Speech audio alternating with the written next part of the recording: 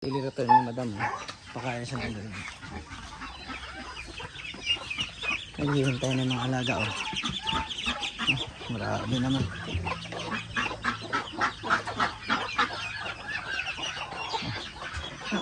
Ano pa?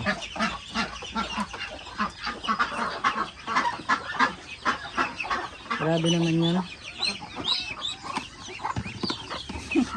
Nagmamadali na kayo?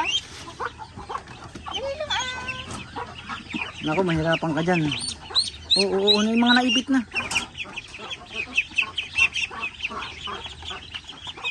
Uy.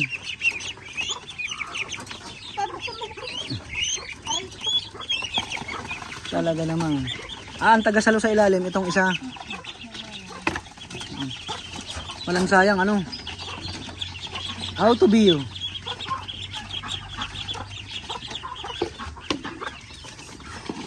Bantayin mo.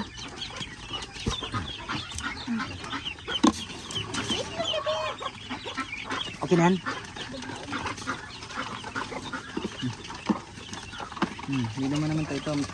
Ito yung stage ng ano, mga ilang weeks na yan, Pangs? 1 week. 1 week ito. 2 weeks. 2 weeks ito.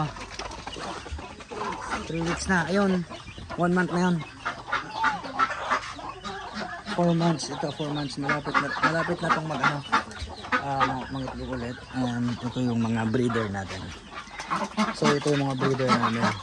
Ito yung itlog nyo. Yan.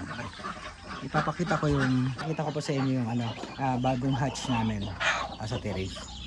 Kami ditong hatcher or incubator ng mga peking. Gawa lang to ni Shek. Yan yung bagong bili niya. Madami nga naka puro peking yan. Yan yung bagong hatch. Itong baba na to meron pa to. Yan, malapit na kami mga bangka. Dapat mapupuno man dati. Nililinisan na ni Agrings. Ay, may basag pang. Pwede pa ba yan? Ulamin na. So yun, pag may basag, ulamin na. Anong gabi? Papakita ni siya yung nasa 40 pieces na, aside dun sa pinakita ko.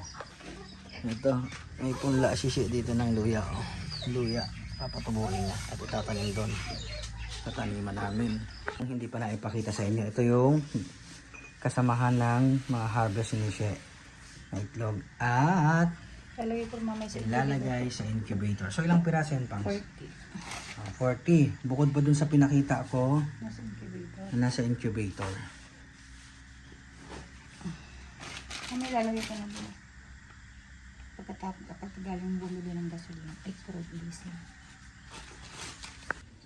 Ayun. Ang daming bunga, ma.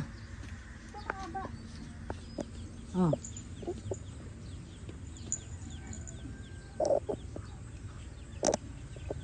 Hindi na naman ang ulam ni Tawat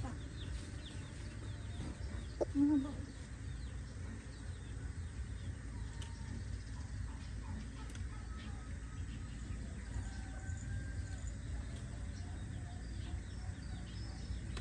Dami ah. Ano to? Si Sir Mel. Dalhan mo. Ito na lang kay Sir Mel pagka lumaki.